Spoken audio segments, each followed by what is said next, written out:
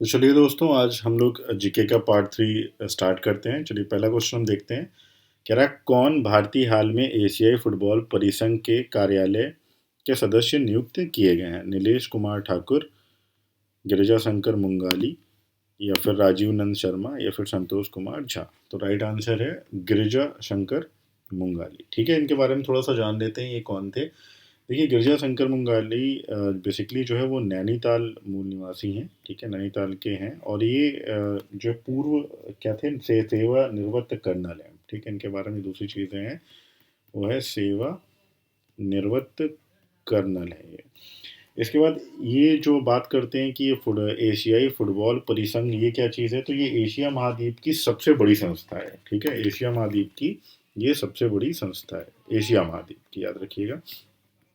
और इसके अगर मैं बात करता हूँ कि एशिया महाद्वीप की जो संस्था है, इसमें कितने कोर मेंबर्स होते हैं, या कह सकते हैं कितने मेंबर्स होते हैं।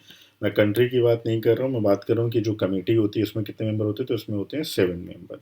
तो 7 मेंबर में एक हैं आपके गिरजा शंकर मुंगाली। और अगर बात करें कि एशिया महाद्वीप संस्था में टोटल कंट्रीज़ कितनी है, तो 47 जो है, जो देश हैं, वो इसके सदस्य हैं। ठीक है, और इसका अगर मैं बात करूँ हेड क्वार्टर की, तो इसका जो हेड क्वार्टर है वो है आपका मलेशिया में।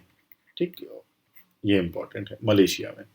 चलिए नेक्स्ट क्वेश्चन देखते हैं। नेक्स्ट क्वेश्चन कह रहा, भारत की पहली तटरक्षक अकादमी कहाँ स्थापित की जाएगी? महाराष्ट्र, तेलंगाना, कर्नाटक, या इनमें से कोई नहीं। तो राइट ऑप्शन है आपका कर्नाटक में, मंगलुरु में। ठीक है, कर्नाटक का एक है आपका मंगलुरु।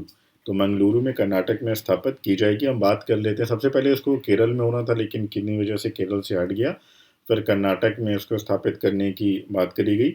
अब बात कर लेते हैं भारतीय तटरक्षक की स्थापना। तो अगर हम बात करते हैं इसकी स्थापना कब हुई थी, तो इसकी स्थापना हुई थी 18 अगस्त 1978। ठीक है, और किस अधिनियम के तहत? तो जो अधिनियम था आपका, जिस अधिनियम के तहत इसकी स्थापना की थी गई थी, अधिनियम 1978। और जो अगर हम बात करें इसके स्लोगन की या आदर्श वाक्य की, तो वो संस्कृत में है वयम रक्षामा। वयम रक्षामा, जिसका हिंदी में अर्थ होता है हम रक्षा करते हैं। ठीक, कभी कभी स्लोगन पूछ लेता है क्वेश्चन में।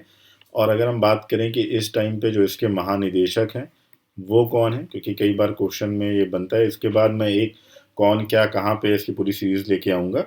और अगर हम बात करते हैं इस टाइम में इसके महानिदेशक कौन है, तो इनके महानिदेशक हैं अनुराग गोपालन थपलियाल। ठीक है, थपलियाल, ये हैं इनके। ठीक, चलिए नेक्स्ट क्वेश्चन देखते हैं।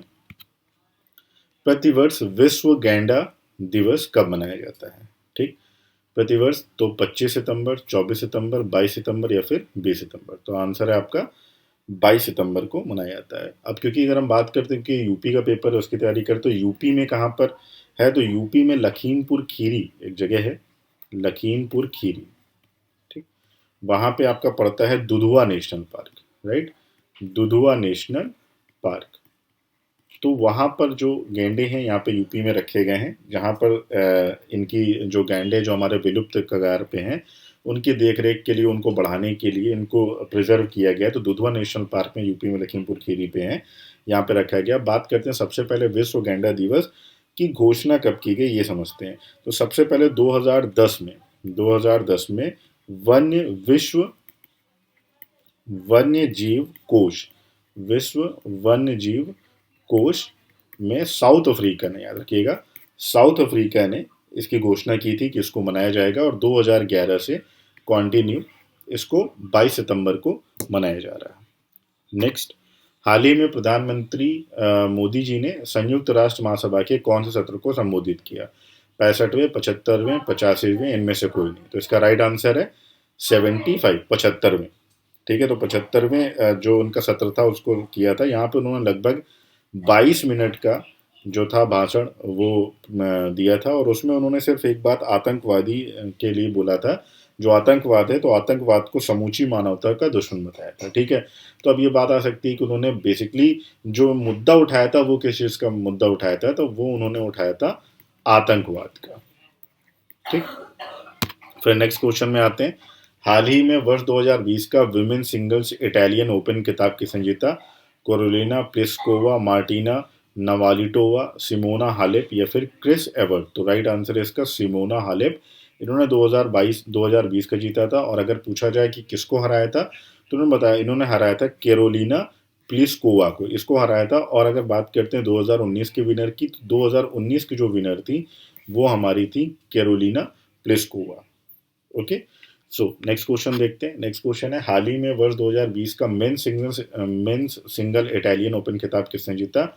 डिएगो स्वार्ट्जमैन, नोवाक जोकोविच, राफेल नडाल या फिर पेटे संप्रास? तो इसको किसने जीता था? इन्होंने जीता था राफेल नडाल ने। ठीक है, और समझ में आ गया। और किसको इन्होंने हराया था? इन्होंने हराया था स्वेट्समैन को इन्होंने हराया था। और विनर बने थे, सॉरी, विनर बने थे राफेल नडाल, नोवाक जोकोविच। ये जोकोविच क्या है, वो डिजोविक है। तो नोवाक जोकोविच जो ये थे, ये विनर बने थे। और जो ये लूजर थे वो ये थे, ये आ रहे थे लॉस। फिर आते हैं नेक्स्ट क्वेश्चन में, किस भारतीय ने हाल ही में आईजी नोबेल प्राइज 2020 जीता है? अन्ना हजारे, सोनू सूद, नरेंद्र मोदी, स्वामी रामदेव? तो राइट आंसर है आपका नरेंद्र मोदी जी ने जीता है। क्यों जीता है? क्योंकि फॉर मेडिकल एजुकेशन। ठीक है, ये भी आप जान सकते हैं कि मेडिकल एजुकेशन में। और ऐसा इसलिए हुआ क्योंकि कोरोना के टाइम पे जो इनकी नीति थी, इन्होंने जो डॉक्टर्स के लिए या नर्स जितने भी हैं, कि एक ऐसा नहीं है कि सिर्फ पॉलिटिशियन ही बचा सकते हैं, तो इन्होंने वहाँ पे जो प्रेफरेंस दी है उसके अकॉर्डिंग इनको फॉर मेडिकल एजुकेशन के लिए नरेंद्र मोदी जी को आईजी नोबेल 2020 पुरस्कार मिला। ये इंपॉर्टेंट है, इसको याद रखिएगा। नेक्स्ट है, हाल ही में राष्ट्रीय तकनीकी संगठन एनटीआरओ के नए अध्यक्ष कौन बने? प्रकाश सक्सेना, सुरेश जिंदल, अनिल दसमाना, अरुण प्रताप? तो राइट आंसर है आपका अनिल दसमाना। ठीक है, अब इनके बारे में थोड़ा सा जान लेते हैं। ये फॉर्मर हैं, फॉर्मर रॉ के चीफ हैं। ठीक है, आपने सुना होगा raw, research and analytical wings के जो ये क्या है, ये चीफ रह चुके हैं, फॉर्मर। ठीक है, और अगर थोड़ा सा बात करते हैं इनके बारे में, तो 1981 के आईपीएस ऑफिसर रह चुके हैं। ठीक, अब बात करते हैं एनटीआरओ के, तो एनटीआरओ का जो फुल फॉर्म है उसके बारे में जान लेते हैं। एनटीआरओ का फुल फॉर्म क्या है? Technical national technical research organisation. ठीक, तो ये थोड़ा बहुत जो दो चार क्वेश्चन है वो पूछे जा सकते हैं। फिर नेक्स्ट है, हाल ही में आईएमएफ के कार्यकारी निदेशक के नया सलाहकार किसे नियुक्त किया गया है? आईएमएफ का आपके बारे में पता होगा, इंटरनेशनली मॉनेटरी फंड, जो इसका नाम है, फुल फॉर्म है इसका। तो यहाँ पे अरविंद गुप्ता, विशाल खत्री, अक्षय जहां, सीमांचल दास? तो राइट आंसर है आपका सीमांचल दास। ठीक है, कितने सालों के लिए इनको रखा गया है? इनको 3 सालों के लिए यहाँ पे रखा गया है। ठीक है, थोड़ा बहुत आईएमएफ के बारे में जान लेते हैं। आईएमएफ का जो हेड है वो पता होगा क्रिस्टीन डिगार्ड है। और इसमें टोटल अगर कंपनी की बात करें तो 189 जो देश हैं वो इसके कह सकते हैं सदस्य हैं। ठीक है, उसका हेड क्वार्टर कहाँ पे पड़ता है? इसका अगर हेड क्वार्टर की बात करें तो वॉशिंगटन डीसी में इसका हेड क्वार्टर है। और कब ये स्टार्ट हुआ था? तो 27 दिसंबर 1945 को इसको इस्टेब्लिश किया गया था। इसी के साथ में वर्ल्ड बैंक को भी इस्टेब्लिश किया गया था, साथ ही में वॉशिंगटन डीसी को। और इसको ट्विन सिस्टर के नाम से हम लोग जानते हैं। ठीक, फिर नेक्स्ट है, हाल ही में किस देश के पूर्व प्रधानमंत्री जॉन टर्नर का निधन हुआ है? ठीक, कनाडा, ये नीदरलैंड्स होगा, आयरलैंड, ऑस्ट्रेलिया? तो राइट आंसर है आपका कनाडा। ठीक, तो ये कनाडा के प्रधानमंत्री थे।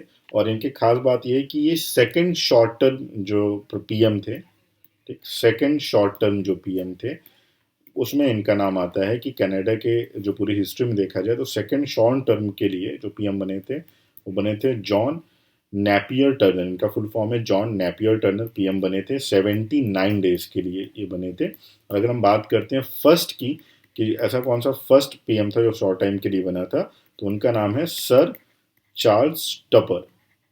Sir Charles Tupper. ठीक है, ये जो बने थे ये हमारे 68 डेज के लिए बने थे।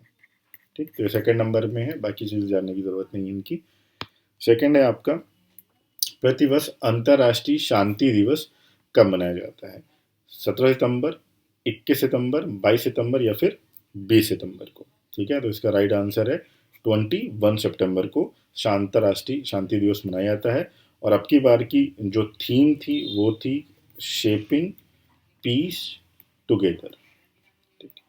ये अब की बार की जो थीम थी शेपिंग पीस टुगेदर, ये अब की बार की जो अंतर्राष्ट्रीय शांति दिवस मनाया गया उसकी ये थीम थी। थीम कभी कभी क्वेश्चंस में पूछ लिया जाता है। 21 सितंबर को ये मनाया जाता है। बेसिकली इसमें क्या होता है कि कोई भी जो देश है वो लड़ाई ना करे, साथ में मतलब प्यार से रहे, अमन से रहे।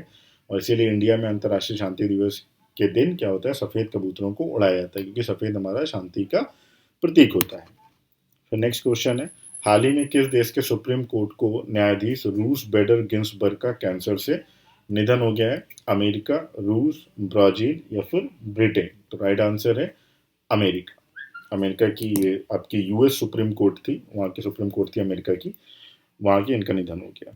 नेक्स्ट है, हाल ही में किस भारतीय युवा को यूएन की 2020 क्लास ऑफ 17 संघ लीडर्स की सूची में शामिल किया गया? कुणाल सिंह, उदित सिंघल, ऋतिक चोपड़ा, राजेश नायक? तो राइट आंसर है इसका उदित सिंघल।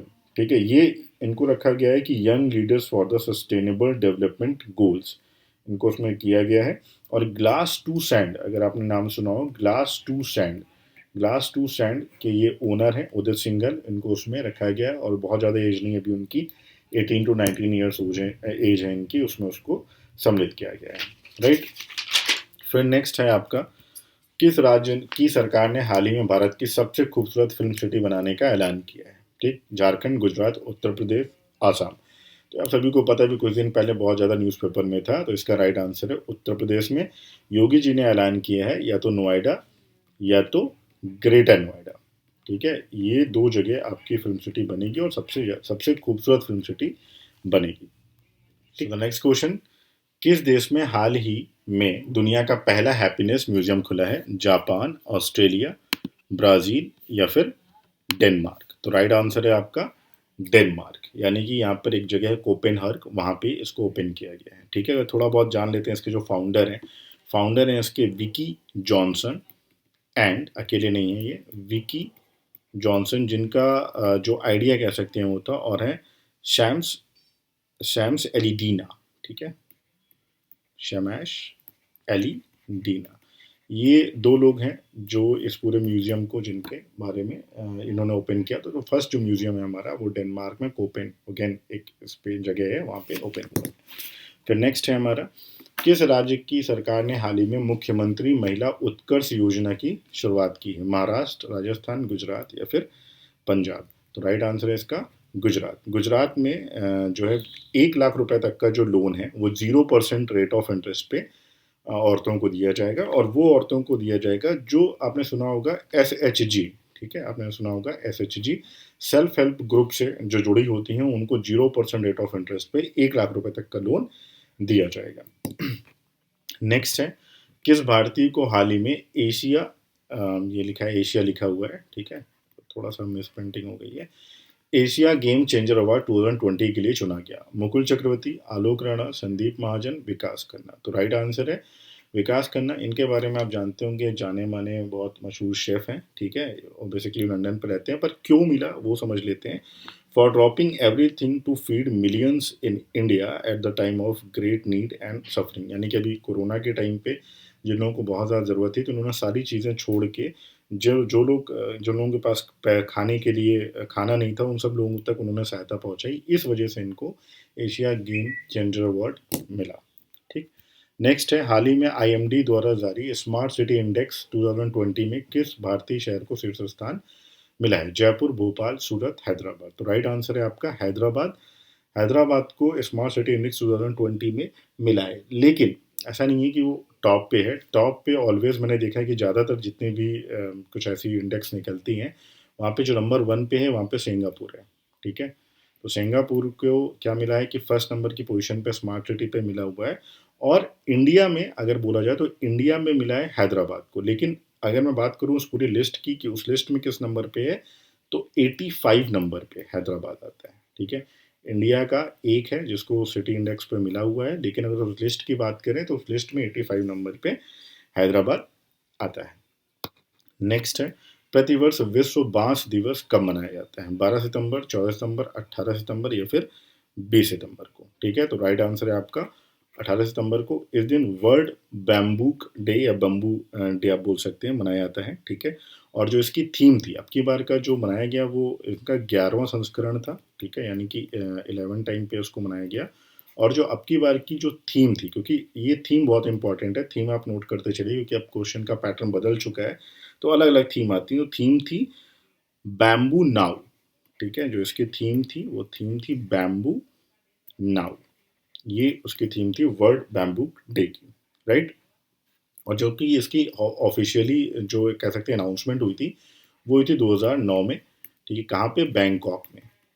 बैंकॉक में 2009 पे इसकी ऑफिशियली एक अनाउंसमेंट हुई थी कि अब वर्ल्ड बैम्बू डे मनाएंगे, ठीक है। वो वर्ल्ड वर्ल्ड बैम्बू होगा, एक्चुअली वो बैम्बू नहीं होगा, वर्ल्ड बैम्बू डे होगा। नेक्स्ट क्वेश्चन, हाल ही में जारी विश्व बैंक की मानव पूंजी सूचकांक 20 में भारत को कौन सा स्थान मिला है, ठीक। यानी कि अगर हम बात करें इंग्लिश में, तो इंग्लिश में इसको बोलते हैं human capital index, human capital index इसको बोलते हैं, ठीक। और अगर मैं बात करूं कि इसमें क्योंकि इसको पता है कि भाई इसको वर्ल्ड बैंक निकालता है, तो इसमें अगर बात करें टोटल इसके मेंबर्स कितने हैं, तो 174 कंट्रीज हैं इसमें, ठीक है। अगेन जो फर्स्ट पोजीशन मैंने आपको बताया कि फर्स्ट पोजीशन पे क्या है, सिंगापुर है, ठीक। मतलब ह्यूमन कैपिटल में भी है, स्मार्ट सिटी में भी नंबर 1 पे है, तो अच्छी बात है यहाँ पे, ठीक है। और अगर मैं बात करूँ इंडिया की, तो इंडिया का जो स्थान है वो है 160, क्लियर, ठीक। अब बात करते हैं इसको कौन कौन मिलके बनाता है, तो बात करते हैं कि ह्यूमन कैपिटल प्रैक्टिस और प्लस जो वर्ल्ड बैंक का जो इकोनॉमी का है, इकोनॉमी डेवलपमेंट का जो डिपार्टमेंट होता है, वो दोनों लोग मिलकर इसको निकालते हैं, कौन सा, ह्यूमन कैपिटल इंडेक्स निकालते हैं। अकेले वर्ल्ड बैंक नहीं निकालता, उसके साथ में ह्यूमन कैपिटल प्रैक्टिस जो एक सदन बैठा होता है उसके साथ मिलकर वर्ल्ड बैंक का जो इकोनॉमी का पोर्शन होता है वो निकालता है। नेक्स्ट, टाइटन कंपनी ने हाल ही में किस बैंक के साथ मिलकर भारत की पहली संपर्क रहित पेमेंट घड़ी लॉन्च करी, तो यानी कि ये किसके साथ किया, एसबीआई ने, ठीक है। सिंपल सी बात है, अगर एक ही क्वेश्चन पूछेगा कि टाइटन ने किसके साथ टाई अप किया है एक पेमेंट के लिए, मतलब टच नहीं करना है, पेमेंट करना है, लाइक क्रेडिट कार्ड, ये सारी चीज़ें, तो एसबीआई के साथ इन्होंने लॉन्च किया है, ठीक। नेक्स्ट है आपका, हाल ही में पेटीएम फर्स्ट गेम्स कंपनी के ब्रांड एम्बेसडर कौन बने, विराट कोहली, सुनील छेत्री, सचिन तेंदुलकर, कपिल देव। तो राइट आंसर है आप इसका क्या है, सचिन तेंदुलकर। अब बात कर लेते हैं अगर पेटीएम की, तो आपको पता है कि पेटीएम इंडिया का है, पेटीएम इंडिया का ऐप है। और अगर बात करें इसके फाउंडर की, तो इसके जो फाउंडर हैं वो हैं विजय शेखर शर्मा, ठीक है। इसका जो हेड ऑफिस है वो आपको पता होगा नोएडा में है, विजय शेखर शर्मा, ठीक। ये इन्होंने पेटीएम के जो फाउंडर हैं वो पूछ सकते हैं ज़्यादा से ज़्यादा, और उसके ब्रांड एम्बेसडर सचिन तेंदुलकर।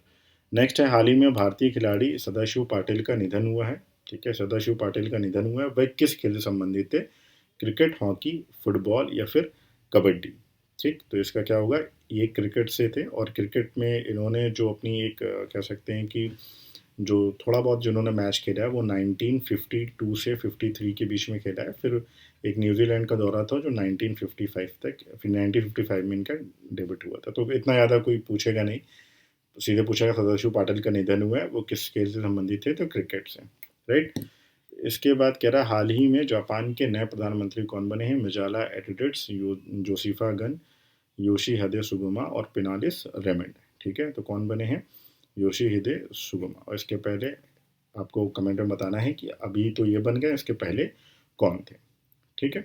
फिर हमारा नेक्स्ट क्वेश्चन है, प्रतिवर्ष विश्व अल्जाइमर दिवस कब मनाया जाता है, ठीक है। थोड़ा सा गलत लिखा है, ये विश्व ऐसे होगा, विश्व अल्जाइमर दिवस कब मनाया जाता है, 21 सितंबर को, 25 सितंबर को, 19 सितंबर को या फिर 23 सितंबर को, ठीक। तो इसका जो राइट आंसर है वो 21 सितंबर। 21 सितंबर को आपको ऐसे दो चीज़ें याद रखनी है कि विश्व अल्जाइमर दिवस भी मनाया जाता है, और और 21 सितंबर को शांति दिवस भी मनाया जाता है, ठीक है। तो आप ऐसे याद करते हैं कि शांति के साथ अल्जाइमर दिवस मनाइए, तो ये दोनों चीज़ें आपको 21 सितंबर पे याद हो जाएंगी, ठीक है। अगर मैं बात करूँ इसकी थीम की, तो इस बार की जो अंतर्राष्ट्रीय अल्जाइमर दिवस की जो थीम थी वो थी लेट्स टॉक अबाउट डेमेंशिया, ठीक है। इसको बोलते हैं लेट्स टॉक अबाउट